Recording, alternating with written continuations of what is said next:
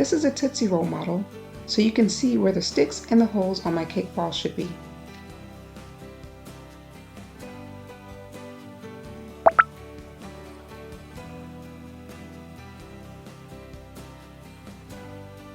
My red cake ball, which is oxygen, will have one hole and one stick.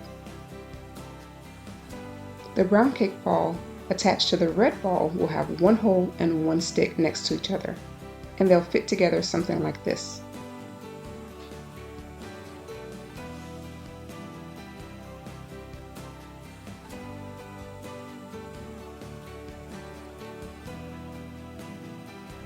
The third cake ball will have one pop stick where that hole is, so that it'll slide into the center cake ball.